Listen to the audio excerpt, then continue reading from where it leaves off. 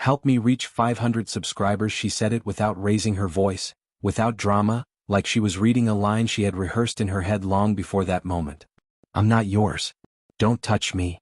The words landed heavier than the music thumping through the apartment. Conversations around us blurred into noise, laughter and clinking glasses fading as if someone had pressed mute on the room. I let my hand fall back to my side not because I felt embarrassed, but because I suddenly understood something I hadn't wanted to admit. She'd already decided I no longer existed in her world the way I thought I did. We hadn't come together, not really. She arrived with her friends, glowing in that effortless way she only had when she knew people were watching. I arrived later after work, still carrying the day on my shoulders. She kissed my cheek out of habit, not affection, and moved on before I could say anything. At the time, I told myself I was imagining the distance. I always did. It was easier than asking questions I might not like the answers to. The party was crowded, too loud, too bright. People leaned into each other, shouting jokes, sharing drinks, pretending the night mattered more than it actually did. I stayed near the kitchen, observing. That's when I noticed how often she glanced across the room, not at me but past me. Each time our eyes met, hers slid away like she'd been caught doing something wrong. That should have been my cue to leave. Instead, I walked toward her. I didn't grab her. I didn't pull her. I reached out the way you do when you assume you're allowed to. That was my mistake. She turned sharply, her expression hardening, and said it. I'm not yours. Don't touch me. Not a whisper. Not a shout.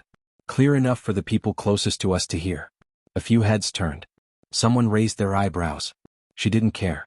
For a second I thought about defending myself, explaining, laughing it off. But something in her eyes stopped me. There was no anger there.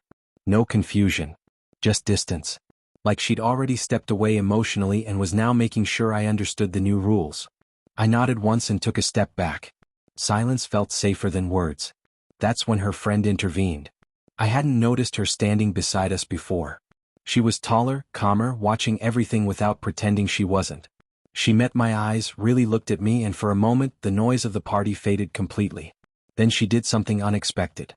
She reached out and pulled me gently closer, her hand resting on my arm as if it had always belonged there. It wasn't dramatic. It wasn't flirtatious in an obvious way.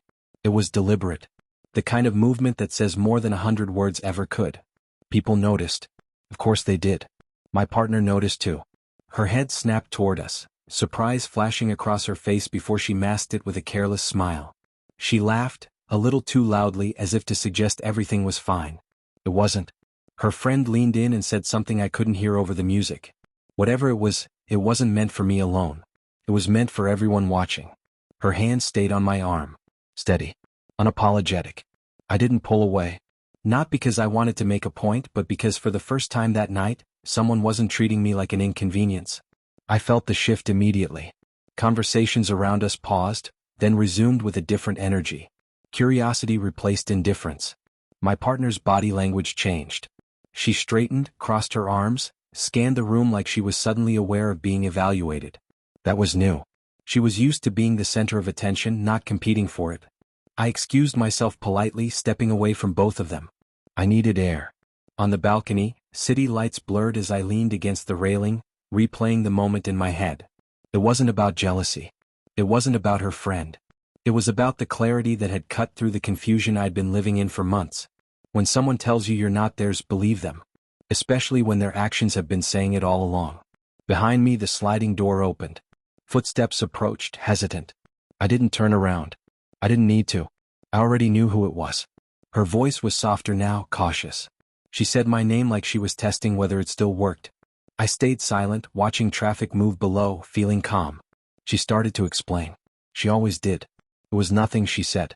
I was overthinking, she said. The words floated past me without landing. I wasn't angry.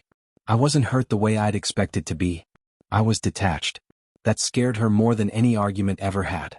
Inside, laughter erupted again, sharp and forced. I wondered how long it would take for people to forget what they'd seen. Probably not long. Parties move on quickly. But some moments don't fade that easily. Some moments rearrange things permanently. When I finally turned to face her, she stopped talking. She searched my face for reassurance and didn't find it. I didn't raise my voice. I didn't accuse her. I simply said I needed time. That I was tired of guessing where I stood. The truth hung between us, heavy and unavoidable. She reached for me then, instinctively, the same way I had earlier. I stepped back. Not out of spite. Out of respect for myself. Her eyes widened slightly, and in that instant she understood what she'd done. Not because I said it, but because I no longer needed to. As I walked back inside to collect my jacket, I passed her friend again. She gave me a nod. That was enough. I left the party without looking back, night air against my skin, aware that something had ended and something else had begun.